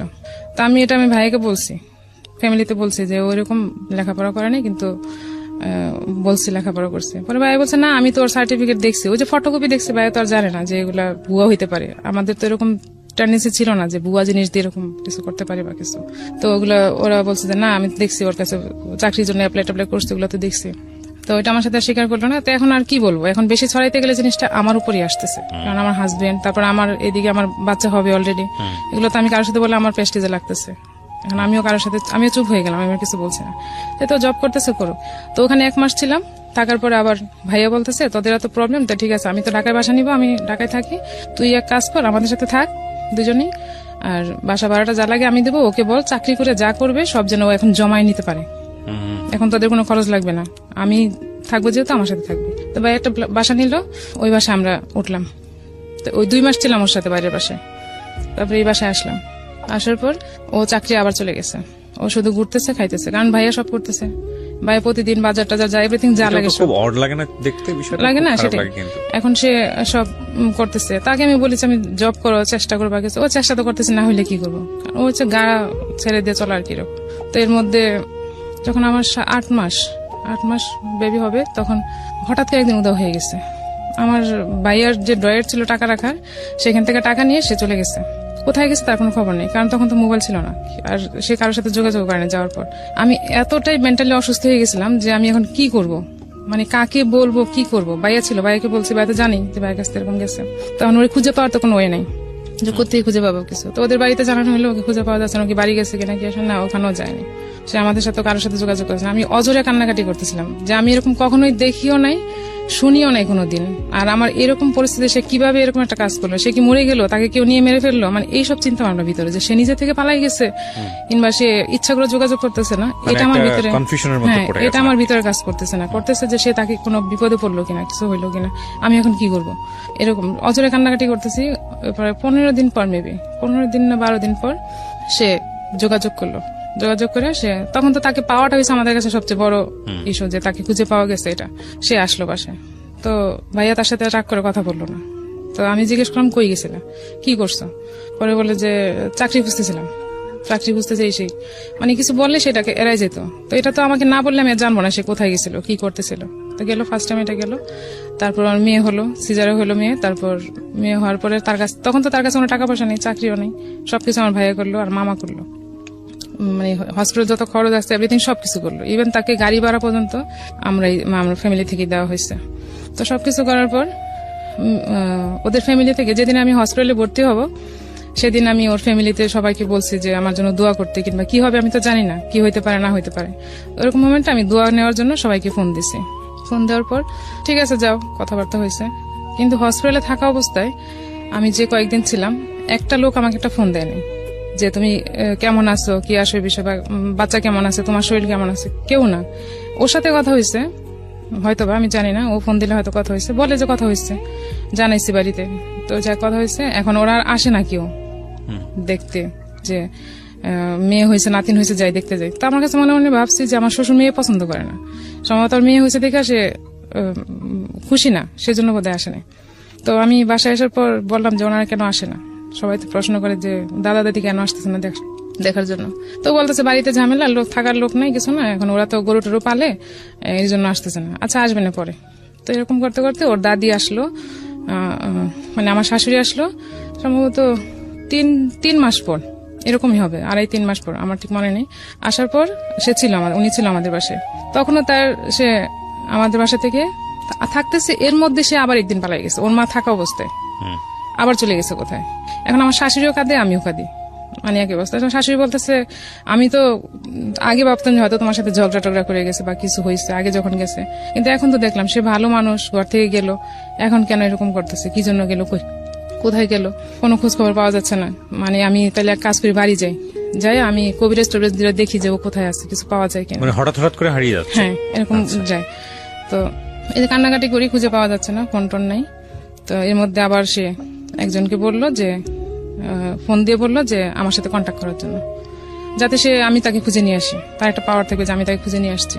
ঠিক আছে, তো আমি আর আমার ছোট ভাই আর আমার মেয়ে ছোট তখন, তাকে নিয়ে আমি গেলাম তাকে নিয়ে আসতে। তো সে নাকি ওখানে একটা জায়গায় মেসেজ ছিল, থাকার পর তাকে ওখান থেকে নিয়ে আসলাম। যে তুমি এখানে কেন ছিল? যে জব টব খুঁজতেছিলাম, পাচ্ছি না, এখন চলতে পারতেছি না, কি মানে যখন পিঠ দেওয়ালে ঠিক আছে আর চলতে পারে না, তখন সে বাসায় চলে আসে। তখন সে বাসায় নিয়ে আসলাম, আবার সে বাসায় আসলো, আবার একটা জব নিল, জব করতেছে। করার পর এখন আমার মা আসছে একদিন। তো আমার মা আবার গ্রামীণ ব্যাংক থাকে না, গ্রামে যে এনজিও থেকে টাকা লোন নেই, ওরকম থেকে ওখান থেকে 20,000 টাকা উঠাইছে, উঠায় নিয়ে আসছে। পরের দিন আমার বাসায় আসছে, কাকে যেন টাকাটা দিবে, তা মা আর বাড়িতে রেখে আসে নাই, কেউ ছিল না বাড়িতে, টাকাটা নিয়ে আমাদের বাড়িতে আসছে। নিয়ে আসার পর মা আমার কাছে দিছে ব্যাগটা, যে তুমি রাখো এটা ব্যাগে, পরে আমি যাওয়ার সময় আবার নিবো। তা আমি মার ব্যাগটা সই ওয়ার্ড্রোবের সাইডে যে পার্ট থাকে ওইটার মধ্যে ঝুলাই রাখছি ভিতরে। তো ভালো মানুষ, সকালে নাস্তা খাইছে, খাওয়া দাওয়ার পর বেরোয় গেছে। হঠাৎ করে কেন জানি মনে হয়েছে আমার যে ব্যাগটা দেখি, তো সাথে সাথে ও যাওয়ার পর হাত দিয়ে দেখি টাকা নেই, সে টাকা নিয়ে আবার চলে গেছে। তো সাথে সাথে আমি পায়ে স্যান্ডেল নাই, কিছু না, আমি দৌড়ায় রাস্তায় গেছি। যাওয়ার পর দেখি ওই রাস্তায় ও নাই। দুইটা রাস্তা, যে ও তো কোন দিক থেকে অফিসে যাবে, হয় দুইটা রাস্তা দুই দিকের একদিক থেকে যাবে। তো আমি উল্টা দিয়ে গেছি, যাই দেখি যে ওইখানে নাই। পরে ফিরে আবার আমি একদম দৌড়ে এসে আবার আরেকটা জায়গায় আসছি, আমার বাসার কাছে যে জায়গাটা, ওখানে আসছি। এসে দেখি সে ওখানে বাসে উঠবে দাঁড়িয়ে আছে। তারপর আমি ওরে ধরে নিয়ে আসলাম বাসায়। আসার পরে মা বলতেছে তোমাকে আমি এখন পিটাবো, মারবো। মা অনেক রেগে গেছে যে তুমি এগুলো কি শুরু করছো, কি হয়েছে তোমার, তুমি এরকম টাকা টোকা নিয়ে তুমি পালাই যাও কদিন পর, এগুলো কোন ধরনের সিস্টেম? তো সে কিছু বলে নাই, সে বলতেছে ও ভাবছে এটা আমার টাকা, তাই সে আমার কাছে নিয়ে গেছে। কারণ সে 4-5 দিন আগে বেতন পাইছে, আমাকে টাকা দিয়েছে, বেতনের টাকা, সেই টাকা ভাবছে। এটা সত্য না? না, এটা সত্যি। সে ভাবছে আমার টাকা, সে টাকা নিয়ে যার টাকাও সে তো আমাকে দিছে, আমাকে দিলে আমার টাকা তো সে দিছে, তার তো না বলে নিয়ে যাওয়ার কোনো রাইট নেই এখান থেকে। সে তো চুরি করে নিয়ে গেছে এটা, তো নিয়ে চলে গেছে। কিন্তু সে আমাকে এত টাকা দেয়নি যে সে এত টাকা নিয়ে গেছে। সে ভাবছে যে এটা আমার টাকা ছিল, 20,000 টাকা ছিল ওখানে। তো টাকা রাখা হয়েছে, যাক, তারপর আবার সে চলতেছে। এর মধ্যে ভাইয়া আগে যখন বাসা নিছে তখনই আমাকে একটা মোবাইল কিনে দিচ্ছে। আমি লজ্জাজনক না যে শাশুড়ির ইয়ে থেকে সে টাকা চুরি করে? অবশ্যই সেটা লজ্জাজনক, ভয়ঙ্কর লজ্জাজনক। আপনি দেখেন এখানে গল্পগুলো ভাবে বলা হচ্ছে, যে গল্পগুলো পুরো জীবনের গল্প, প্রায় এক যুগের সংসারের গল্প, বা যাই বলি না কেন, এখানে খুব ছোট ছোট করে আনা হচ্ছে। এই ঘটনার প্রেক্ষাপটে একটা সংসারে কি হতে পারে, তাদের দৈনন্দিন জীবন আচরণ কি হতে পারে, এটা যারা সংসার করেছে সহজেই অনুমেয়, তো চিন্তা করার বিষয়। বাট এটাও ঠিক যে মানুষটা কেন পালিয়ে যাচ্ছে বারবার, সেটাও কিন্তু আমরা জানি না, সেখানেও একটা রিজন থাকতে পারে। এই জন্য সবসময় বলি আমি যে জীবন গল্পের একটা অনেক বড় দুর্বলতা বা সীমাবদ্ধতা হচ্ছে এটা একপাক্ষিক বলা। বেশিরভাগ সময় যে গল্পগুলো এখানে আসে সেটা একজন মানুষের বলা। যে মানুষটা চলে আসে ওই গল্প বলার প্রেক্ষাপটে, ওই মানুষটার যদি বক্তব্য সমানভাবে নেওয়া যায়, তাহলে হয়তো এই বক্তব্যগুলোকে নিয়ে একটা অন্যরকম চিন্তা ভাবনার সুযোগ তৈরি হবে। তো যাই হোক না কেন, একটা জিনিস কি, যে দিন শেষে গল্প বলার শেষে যে রেজাল্টটা দাঁড়ায়, সেই রেজাল্ট আমাদেরকে অনেক বড় একটা শিক্ষা দেয় সুন্দর একটা জীবনযাপনের জন্য আমরা কি পথ বেছে নিতে পারি সেই জায়গাটাতে। জি বলেন। তারপর তো এরকম 3 বার যাওয়া হয়ে গেছে অলরেডি। জি। তো যাওয়ার পর যখন সে লাস্ট টাইম আসলো, তাকে আমি বারবার প্রশ্ন করতাম যে তুমি কোথায় যাও, কি জন্য যাও? তো সে বলে যে আমি নিজেও জানি না কেন যাই, কি করি, কোথায় যায়, সে আমাকে এক্স্যাক্টলি বলে না সে আসলে কোথায় যায়, কি করে।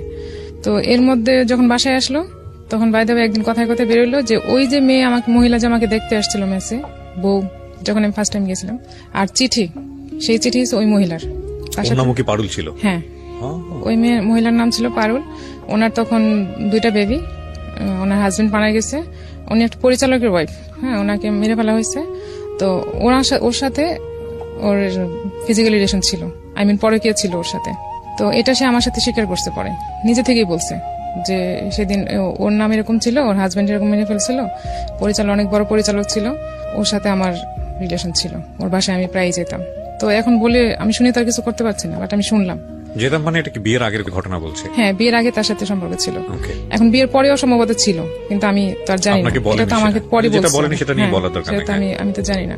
হ্যাঁ, তবে পরে ছিল যখন আমার মেয়েটা হয়, তখন সে নাকি তার বাসায় গেছিল, আমাকে বলছে পরে। তো এর মধ্যে তো 3-4 বার যাওয়া হয়ে গেছে। তো যাওয়া বাসায় যে একটা ফোন ছিল আমার, যে ফোনটা আমার ভাই আমাকে কিনে দিছিল বাসায় ইউজ করার জন্য, সেই ফোনটা ওই চালাইতো বেশিরভাগ সময়। তো সে ফোন দিয়ে একটা বিজ্ঞাপন দিছে। বিজ্ঞাপন বলতে একটা ফোন আসছে হঠাৎ করে একদিন, আমার পুরো স্টোরিটা আপনি আমাকে জানেন যে ঘটনাটা কি হয়েছে। হ্যাঁ, আমি বলি ওকে। ও আমাকে যখন বাসায় যখন এরকম ঝামেলা চলতেছিল তোর সাথে, তারপর আমি ওর কাছ থেকে মোবাইলটা নিয়ে নিছি, যেহেতু এটা তো আমার ভাই আমাকে কিনে দিছে, তুমি ইউজ করার দরকার নেই, আমাকে দিয়ে দাও মোবাইল। তো সে রাগ করে আমাকে মোবাইল দিয়ে দিছে। তো সেদিন রাতে একটা ফোন আসছে একটা মহিলার। ফোনের পাশে মহিলা আমাকে বলতেছে আপনি কে? আমি বলছি, আপনি কে? পরে বলছে যে মোবাইলটা যার আমি তাকে চাই। এই মহিলা আমাকে বলতেছে, আমি বলছি মোবাইলটা আমার। বলছে না, এই মোবাইল তো আপনার না, আমি তো অন্যজনের সাথে কথা বলছি মোবাইল দিয়ে। হ্যাঁ, তো ওর নাম বলতেছে। পরে আমি বলতেছি হ্যাঁ, ওনার সাথে আপনার কিসের রিলেশন? পরে বলতেছে আপনি ওনাকে জিজ্ঞেস করেন। বলছে ওনাকে জিজ্ঞেস করবো না, আপনি আমাকে বলেন। পরে বলতেছে ওনাকে ফোন দেন। পরে আমি বলছেন ওনাকে দেওয়া যাবে না, আপনি আমাকে বলেন, আমি ওনার ওয়াইফ। পরে বলতেছে আপনি ওয়াইফ মানে? উনি তো কয়েকদিন আগে আমাকে পেপারে বিজ্ঞাপন দিচ্ছে পাত্রী চাই বলে। তাহলে আপনার ওয়াইফ থাকলে উনি কেন এরকম বিজ্ঞাপন দিল? আপনার হাজবেন্ড কিরকম? পরে আমি বলছি আমি তো এই ব্যাপারে জানি না যে ও কেন দিচ্ছে বা কি আসে বিষয়, আপনি কি ওনার সাথে কথা বলেন? তো হ্যাঁ, উনি তো আমাকে বলছে উনি বিয়ে করবে। তো আমি বলছি আচ্ছা ঠিক আছে, আমি তো জানি না, তো আমি যখন ফোন দিবে তখন আপনি আমাকে কথাগুলো বলবেন। আচ্ছা ঠিক আছে, আপনি কিভাবে এই লোকের সাথে সংসার করতেছেন যে এই লোক আপনার সাথে এত বড় প্রতারণা করতেছে? তো আমি এটা নিয়ে বাসায় একটু ঝগড়াঝাটি করছি। ঝগড়া বলতে আমি ওরা জিজ্ঞেস করছি যে কে? তো বলে যে না তুমি ভুল শুনছো, অন্য কিছু ভাই কিছু, আমি এরকম কিছু বলিনি, ভুল হয়তো হয়েছে। তো আমি মহিলাকে ফোন দেই, মহিলার ফোন টোন ধরেনি, সম্ভবত এর মধ্যে কথা হয়ে গেছে মহিলার সাথে যে তুমি আর ফোন দিও না। ও বলছে যে আমার ভাবি, ওটা ও বলছে মহিলাকে যে আমার ভাবি ফোন দিয়েছে তোমার সাথে দুষ্টামি করে এরকম বলছে। আচ্ছা আচ্ছা। তো মহিলা বিশ্বাস করছে, ঠিক আছে ভাবি মনে ফাজলামি করছে বা কিছু। তো এই ব্যাপারটা আমি আর পরে কিছু জানতে পারিনি। তো আমি যখন ভালো করে দোষে তখন বলছে যে না আমি এমনি দুষ্টামি করছি, আসলে সেরকম কিছুই না। তো আমি ফোনটা তো তখন টোটালি নিয়ে নিছি ওর কাছ থেকে। নিয়ে আনার পরে আমি আর তার কোনো কিছু এর মধ্যে জানতে পারলাম না। তো এর মধ্যে সে আরো কয়েকবার এরকম গেছে। তো যাওয়ার পরে এখন কি করব কিছু বুঝতে পারতেছি না যে আমি এখন কি করা উচিত। না, কিন্তু তখন তো আপনার সন্দেহ তীব্র হওয়ার কথা যে হ্যাঁ, সন্দেহ তো হয়েছে। পুরা কেস আপনি জেনে গেছেন, হ্যাঁ। এর আগে একটা স্টোরি ছিল, এর মধ্যে পাত্রী চাই নামে একটা ঘটনা ঘটলো। এখন তো এরপরে যখন এই ধরনের হঠাৎ করে উধাও হয়ে যেত, নিশ্চয়ই বাড়ি ফেরার পরে খুব শান্ত পরিবেশ থাকতো না? হ্যাঁ, না কি থাকতো না। করতেন আপনারা? ঝগড়াঝাটি করতেন? হ্যাঁ, ঝগড়াঝাটি বলতে ওরকম কি তাকে আমি জিজ্ঞেস করতাম, কথা বলতাম না, কিংবা তার সাথে আমি মারামারি তর্ক করতে যাইতাম না। জাস্ট আমি জিজ্ঞেস করতাম যে কেন তুমি আমার সাথে। তার সাথে আমার বিহেভটাও তো ভালো ছিল না তখন, আর তার প্রতি আমার রেসপেক্ট একদমই উঠে গেছে তখন, যে সে কন্টিনিউ আমার সাথে এরকম করতেছে। আর আমি বারবার সে এসে মাপ চাচ্ছে যে না আমি নেক্সট টাইম আর করবো না, এইবারই শেষ, আর করবো না, যা হয়ে গেছে মাফ করে দাও, এরকম বলতো। তো আমিও সরমনে মাফ করে দিতাম যে না আর বোধহয় এরকম করবে না। এরকম করতে করতে 12 বার হয়ে গেছে অলরেডি 8 বছরের মধ্যে। তাকে আমি খুঁজে পাইতাম না। তো এর মধ্যে বড় ভাই বিয়ে করে ফেলছে, আলাদা বাসা নিয়ে চলে গেছে, আমিও আলাদা বাসা নিচ্ছি আলাদা করে। তখন সে 2006 খুব ভালো একটা জব হয়েছে, গুলশানি অফিস ছিল, ওখানে জব করতেছে। পরবর্তীতে ভালো স্যালারি ছিল, সবকিছু ভালো ছিল। তখন এর মধ্যে আবার আরেকটা মেয়ের সাথে এইভাবেই পাত্রী চাই বলে আরেকটা মেয়ের সাথে রিলেশন হয়ে গেছে অলরেডি। এটা আমার কান পর্যন্ত আসেনি যে ওটার সাথে সে কন্টিনিউ করতেছে। তো একদিন শবে বরাতের পরের দিন সকালবেলা আমাকে বলতেছে আমি একটু বাইরে যাব, বাইরে দাওয়াত আছে আজকে এক জায়গায়। তো খুব ভোরে শবে বরাতে সবাই তো রেস্টে থাকে, অফিস সবকিছু বন্ধ, আর সবাই তো নামাজের পরের দিন ঘুমায়, তোমাকে এত সকালে কে দাওয়াত দিল? পরে বলতেছে তোমার সন্দেহ হইলে তুমি মেয়েকে বলতেছে আমার মেয়েকে ওকে সাথে দাও, আমি ওকে সাথে করে নিয়ে যাচ্ছি। পরে আমি বলছি না ও যাবে না। বলছে তাহলে দাও, আমি নারায়ণগঞ্জ থেকে ঘুরে আসি, মানে আমাদের বাড়িতে যাবে, ওকে নিয়ে ওখান থেকে ঘুরে আসি। পরে আমি বলছি না তোমার এত সকালে কই যাবো, আমাকে বলতে হবে কার বাসায় যাবে তুমি, কে তোমার দাওয়াত দিচ্ছে? তো সে আমাকে বলতেছে না এটা না কেউ দাওয়াত দিছিল, যাবো না তুমি দাও। তো এর মধ্যে সে শাওয়ারে গেছে, যাওয়ার পর আমি ওর ফোন আসছে একটা, ফোন আসার পরে আমি ফোনটা রিসিভ করে কথা বলিনি, চুপ করে আসছি। চুপ করে আসার পর দেখে একটা মেয়ে কথা বলতেছে, হ্যালো তুমি কখন বেরোবা, এরকম বলতেছিল।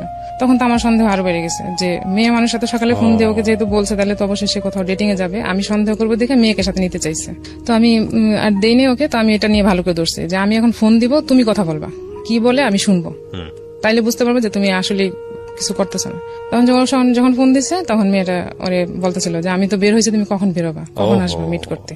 তখন সে তো বাধ্য হয়েছে আমার কথা শুনে যে তাকে কি হতে পারে পরে বাসার মধ্যে চিন্তা করে দেখেন। তখন তো আমার বাসায় মোটামুটি ঝগড়া চলতেছে, আমি বাসা থেকে বের হয়ে গেছি। আমি জীবনে কোনোদিন এত কাহিনী হয়েছে আমি বাসা থেকে কখনো বের হইনি।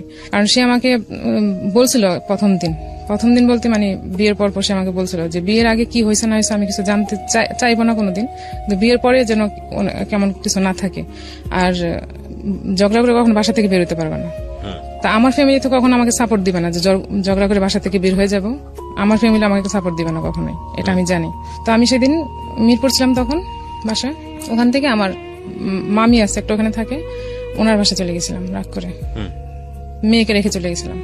তো সে আর সারাদিন আমাকে ফোন দেয় নাই, ইভেন সে আমাকে খোঁজ নিতে যায় না যে আমি আসলে কোথায় গেলাম, একটা ফোন আসে না। সারাদিন অপেক্ষা করার পর আমি মামাতে বোনকে বললাম তুই একটু ফোন দিয়ে জিজ্ঞেস কর যে আপু কোথায় আছে। তো সে বুঝে গেছে যে আমি ওখানে আছি। তো সে উল্টা ওকে বলে দিচ্ছে যে আমি এখন মেয়েকে নিয়ে জিনাইদে চলে যাব, ওরে ওখানে রেখে এসে আমি যা করার করবো। মানে সে আমাকে ভয় দেখাচ্ছে মেয়ে, মানে এটা আমার দুর্বল পয়েন্ট, সে খুব ভালো করে জানে। তো সে মেয়েকে দূরে নিয়ে চলে যাবে, তাহলে তো আমার সাথে দেখা হবে না, আমি মেয়েকে ছাড়া থাকতে হবে। তো আমি আবার রাতে একাই চলে আসছি বাসায়। এসে আমি আর ওর সাথে কথা তো বলিনি, ওরকমই চলতেছে, শান্ত পরিবেশ, ওর সাথে কোনো ওরকমই হইতেছে না। তারপর আমি ওই মেয়েটার নাম্বারটা নিলাম, নেওয়ার পর আমি একজনকে লাগাইলাম যে মেয়েটা কে, তাকে বের করতে। তো মেয়েটাকে সে এরকম কথাবার্তা বলে মেয়েটার ডিটেলস বের করছে। বের করার পর সে একদিন ওই মেয়ের সাথে দেখা করতে যাবে, মানে আমার হাজবেন্ড দেখা করতে যাবে। সেদিন সেও বলছে, ওই মেয়েটাও বলছে যে ও কার সাথে দেখা করতে যাবে, কখন দেখা করতে যাবে। তো সেই অনুযায়ী আমিও গেছি, সে মৌচাকে আসবে দেখা করতে মেয়েটা, আমিও গেছি। তো যে লোকটাকে আমি লাগাইছি সেও আমাকে লোকেশন দিছে, সে অমুক জায়গায় ওরা বসছে, আপনি যান। তো আমি যখন মেয়ে ছোট, মেয়েকে নিয়ে গেছি, তো আমি আবার মৌচাকে ড্রেস বানাতাম তখন, তো ওখানে গেছি। যাওয়ার পরে এখন ও আমাকে দেখে ফেলছে দূরে থেকে, আমি ওকে দেখার আগে ও আমাকে দেখে ফেলছে। আমাকে দেখে সাথে সাথে ওরা দুজনে দুই ভাগ হয়ে গেছে, ভাগ হয়ে পরে চলে আসছে। তো আমি দেখি নাই, কিন্তু আমি যাকে লাগাইছিলাম ওদের বের করার জন্য, সে আমাকে বলছে ও তো ওই ব্যাংকের গলিতে ছিল, আপনি দেখেন নাই কেন। পরে যাই হোক, আমি আন্দাজে ওকে বলছি এসে যে তুমি ওখানে কি করতে গেছো, কি জন্য গেছো, তুমি তো ওখানে যাওয়ার কথা ছিল না, তুমি কার সাথে ছিলে। ওই মেয়েটার নাম, মেয়ের বয়স কত তখন? তখন সে ছোট, তখন তার বয়স হবে 3 বছর হবে। তখন আপনার সংসারের বয়স সর্ব সকলে 3.5 থেকে 4 বছর। হ্যাঁ, 4 বছরে তো যতগুলো আপনি এভিডেন্স পেয়েছেন, মানে আপনার কথা যদি সত্য হয়ে থাকে, তাহলে এই 4 বছরই তো আপনার সিদ্ধান্ত নিয়ে ফেলার কথা যে এই ওই যে মানুষের আমি সঙ্গে- কি করব, আমার মেয়েটা বাবা ছাড়া হবে, এই জিনিসটা আমার মেয়েটার, এটা আমার বেশি ভিতরে কাজ করছে। আজকে যে গল্পটা এখানে প্রচার করছি, এটা শুধু একজনের স্টোরি না, এটা অনেক কমন একটা স্টোরি, অনেক কমন একটা স্টোরি। আমরা আমাদের সন্তানদের জন্য কত বড় স্যাক্রিফাইস করি, সেটা একটা স্টোরি। বাট প্রশ্ন হচ্ছে যে এই স্যাক্রিফাইসের রেজাল্টটা কি দাঁড়ায়, এবং বিশেষ করে সন্তানদের কথা ভেবে আমি সবসময় আপনাদেরকে যে কথাটা বলি, রেডিওতে যারা শুনছেন, একই সাথে যারা ইউটিউবে দেখছেন, যে যখন সন্তান দুনিয়াতে চলে আসে, তখন আসলে আর নিজের ব্যক্তিগত চিন্তা ভাবনা করার সুযোগটা সেকেন্ডারি হয়ে যায়, নট সেটা ম্যান্ডেটরি। বিকজ আপনি একটা মানুষকে পৃথিবীতে নিয়ে এসেছেন with the name of almighty Allah.